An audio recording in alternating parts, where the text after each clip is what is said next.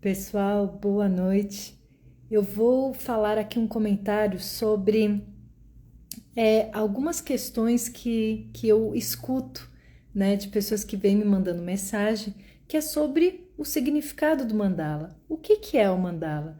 Tem gente que faz um monte de símbolos aleatórios dentro de um círculo e chama de mandala. Tem gente que faz uma macramê e chama de mandala. Tem gente que pega um CD, pinta e chama de mandala, né? E isso pode incomodar muita gente, porque, poxa, é uma prática profunda e ao mesmo tempo pode estar banalizado, né? Então, quem quiser saber a minha visão, tá? Que eu olhei bastante para isso, posso te dizer. Então, fica aqui comigo que eu vou então compartilhar, tá bom? Primeira coisa, a gente precisa entender de que a palavra mandala ela significa basicamente círculo em sânscrito. Quando eu falo círculo, quando a gente olha para um círculo, a gente pode chamar um pneu de círculo, um CD de círculo, o Sol de círculo, o planeta Terra, a íris. Então, nessa palavra se inclui muita coisa, né? Então, a palavra mandala, ela pode ter muitas camadas, porque ela não faz parte, isso a gente tem que entender, a palavra mandala não faz parte de uma única tradição, tá? Todas as tradições do mundo, religiosas ou culturais, então, por exemplo, no hinduísmo, no budismo, no islamismo, os celtas, os druidas, chineses, egípcios, usavam um círculo para representar um universo, seja um universo abstrato das ideias, seja de uma família, seja de uma ideia, do que for, tá? Sempre usou isso, é muito curioso. É muito curioso que muitas tradições usaram o círculo. Então é realmente uma coincidência, então não é de uma única, tá? Então aí fica muito difícil de definir o que é o mandala de uma forma só, tá? Seria muito fácil definir. Mandala é isso e ponto. Mandala tem esse propósito e ponto, né? Existem mandalas que podem ser feitas com intenções negativas, né? Então não é só porque tem um círculo e símbolos que ela vai ser positiva, então ela tem um poder, né? Então, assim, hoje a gente vê de que mandalas, por exemplo, um livro de colorir, né? Aí você pega lá, o mais baratinho. É um círculo cheio de borboletas e flores, feito no Illustrator ou no Photoshop, e a gente chama de mandala e aí colore, certo? Então, ela é um mandala no sentido de que é um círculo, certo? É um círculo que tem um centro e que expande como uma teia, né? Ela expande, ela tem esse centro em comum e tem os elementos dentro. Então, a partir daí, sim, é um mandala, tá? É um mandala criativo, é um mandala do jardim, é um mandala da casa, é um mandala... Então, nesse sentido, tanto que até Jung pegou a ideia de mandalas para representar o inconsciente. Qualquer um podia criar mandalas. Nesse sentido, o mandala como célula, o mandala como ter um centro que se expande. Então, se você faz o mandala que no centro tem a Nossa Senhora, e aí raios e borboletas e tal, você chama de mandala da Nossa Senhora. Ao meu ver, é um mandala, né? Mandala nesse termo geral. E é curioso a gente usar a palavra assim, né, geral, como a gente usa com muitas. O amor, a gente chama tudo, às vezes coisa que não é amor de amor, mas na hora sente, na hora tem aquela intenção, né? Então tem isso. Então tem essa camada, tá? Mandala de que pode ser qualquer coisa que represente uma ideia. Então a ideia, né, da Nossa Senhora, por exemplo, né? Uma aluna aqui colocou, poxa, mas mesmo se colocar ali o símbolo do time do futebol, colocar ali umas luzes e coração, aí é o mandala? É o mandala, para aquela pessoa é importante. Para aquela pessoa, nem que ela coloque não sei, um sapato no centro do mandala. Parece banal. Então seria um mandala banal, mas não deixa de ser, ao meu ver, entende? Então por isso que ele é muito livre, por isso que existem muitos, porque ele é livre. Se a gente olhar a real essência do mandala, o universo é o mandala, tá? Então a gente surge do Big Bang, desse centro que se expande para todos os lados. E tudo que nós somos e sabemos que existe é um micro desse macro. Então tudo que existe é uma repetição do universo. Ou seja, somos mini mandalas em tudo o que a gente faz, nossa vida, nossas relações, a nossa tudo que a gente faz, tá? Então, nesse sentido Olha, a Ana Cris, que entrou agora, que me mandou a pergunta. Ana, eu vou deixar depois postado, tá? No mural, e aí vai poder ver o comecinho, tá? Então, tô aqui respondendo, porque vem a pergunta e aí já vem na minha cabeça e aí eu coloco aqui. Tô até descabelada aqui, acabei de sair do banho. E aí, então, Ana, por isso que eu digo, mandala, tá? É tudo. E você sim pode ter mandalas banais, mandalas do futebol, mandalas do shopping center. Agora, você escolhe o seu mandala. Isso que é interessante, você escolhe o que você quer viver, que mandala que você quer fazer parte, que mandala que você quer criar, tá? Então, esse primeira camada, tá? Isso que eu tô te dizendo, que seria muito fácil eu te dizer, mandala é isso e ponto, é isso que a gente busca, mas não tem, tá? Desculpa, não tem. É muito relativa essa resposta. Bom, vamos para uma camada mais profunda, que são das tradições. Quando eu falo mandala, dentro da tradição budista tibetana, que vocês sabem que foi essa tradição que eu fui para a Índia, fui estudar, né? Então é onde eu comecei meu caminho de artista. Mandalas de areia e tudo.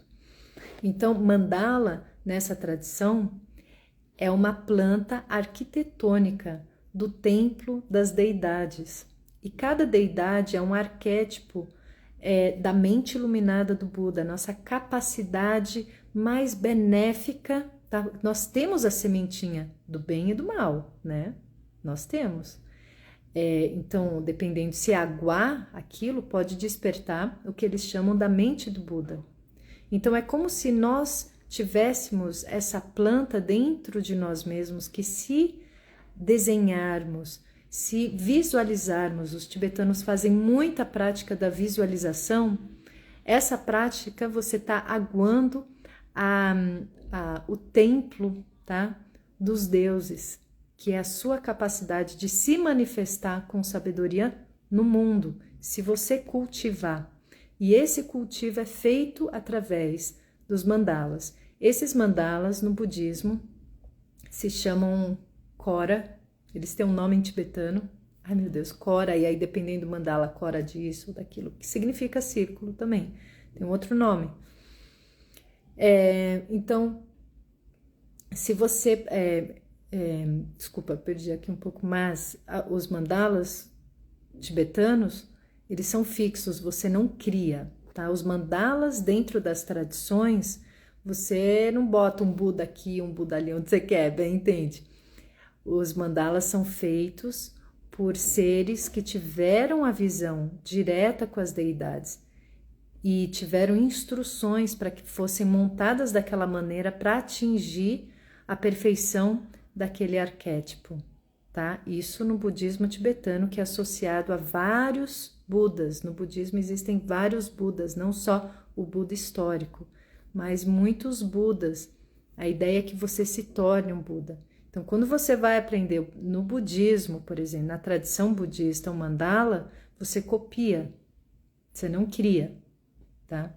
Então, lembra, eu falei o significado da primeira camada, que é mais superficial, que você pode criar mandala da Nossa Senhora, do futebol, do sapatinho de cristal, chamar de mandala. Pode? Tudo dentro de um círculo que representa Eu posso falar o mandala da minha vida, eu posso falar, entende? Então, mandala é como se fosse a palavra amor, né? O amor que eu sinto pelas plantas, mas o amor que eu sinto pelo meu filho. É diferente, mas a gente entende o que a pessoa está querendo dizer. E mandala quer dizer quem é da minha rede, quem é do meu círculo. Então, se eu gosto de futebol, eu vou representar ali, poxa, futebol é importante para mim, ou não, né? Então, para algumas pessoas pode parecer banal, mas para algumas pessoas o futebol é muito importante, né? Então, essa é a primeira camada, que é livre, assim, a pessoa cria, ela cria. Ela também cria a partir um entusiasmo do belo, que é criar flores que se multiplicam, né? Só uma coisa mais que é o doodling, né? Que é aquele você vai desenhando e vai expandindo.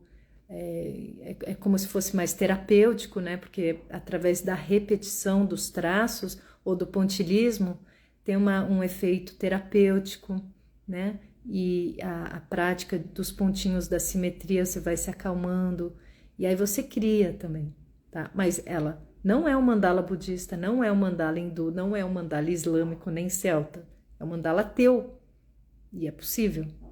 Dentro, por exemplo, agora das tradições hindus, você tem os yantras. Então, um yantra é um mandala, mas nem todo mandala é um yantra.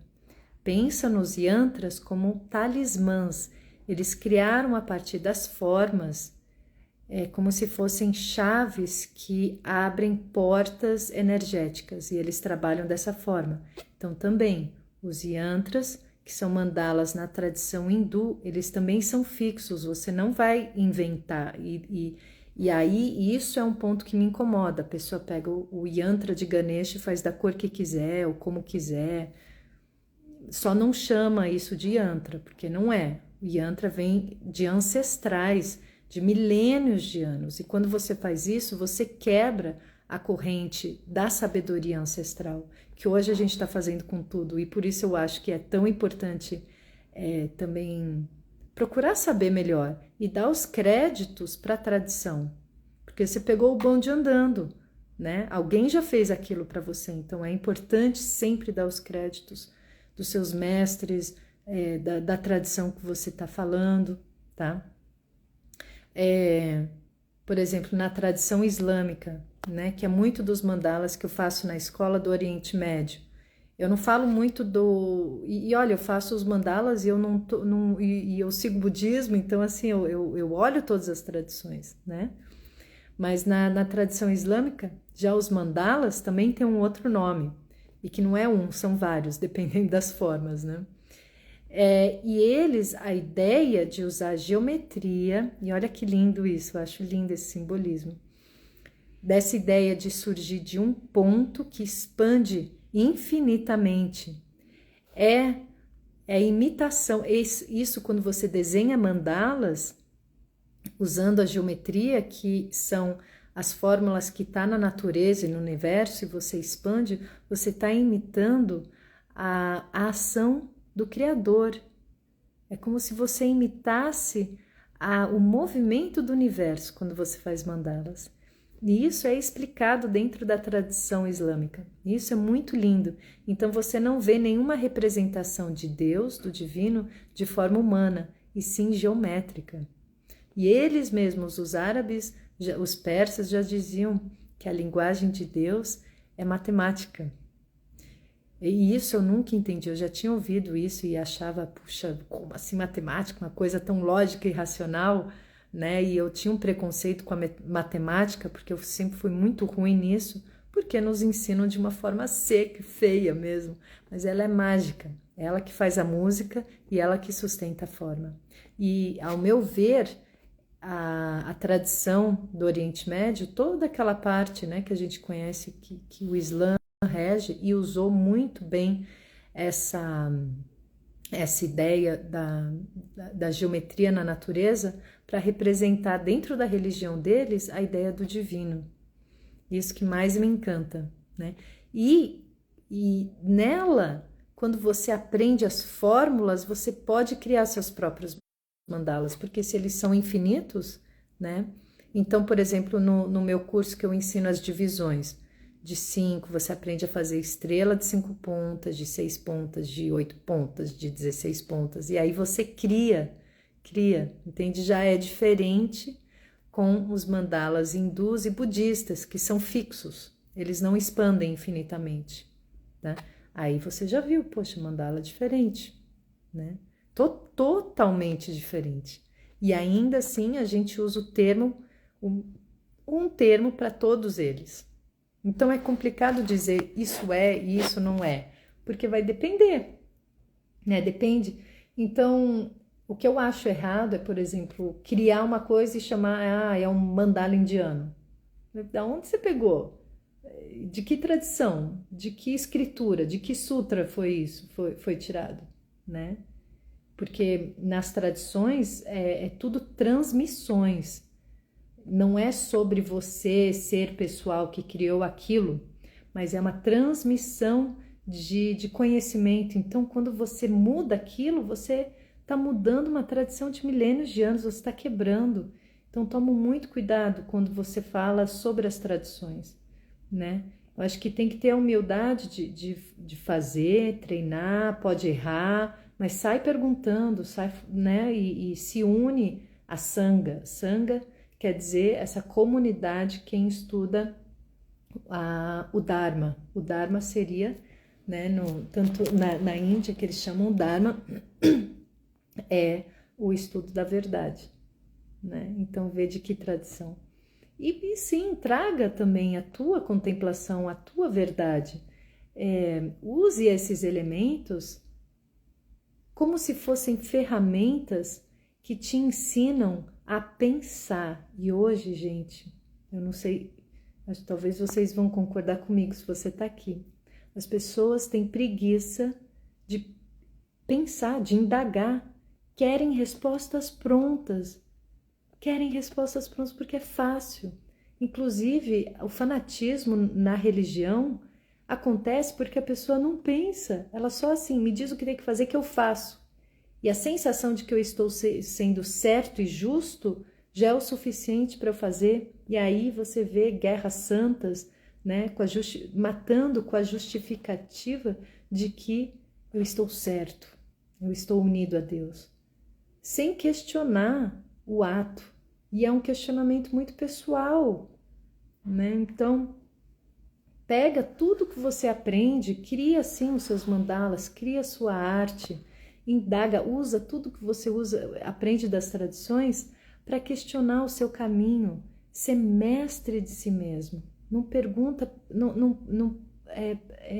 não siga respostas feitas, a não ser que isso ressoe com você profundamente, né? Então eu vou provocar vocês, eu sempre, alguém falou isso, não estou falando para se achar, tá falar, não, mas como assim? Como assim? Mas dentro de si mesmo, silenciosamente pensar, eu vou tomar isso como verdade? O outro eu respeito, ele pode seguir a verdade dele, porque não existe só uma verdade, tá tudo certo. Mas será que para mim é verdade? E o universo é tão multifacetado que apoia todas essas faces da verdade. Então, uma pessoa pode ter uma ideia completamente oposta à sua e ainda ser um fragmento da verdade. Tem aquela história, né, que pegaram a foto de um elefante e recortaram e deram para várias pessoas que nunca viram um elefante. Aí um pegou a parte que era o rabo do elefante, o outro pegou que era uma trompa, o outro que era a barriga, o outro que era o olho. Aí perguntaram o que é o elefante. Aí um falou, ele é fino e peludo no fim.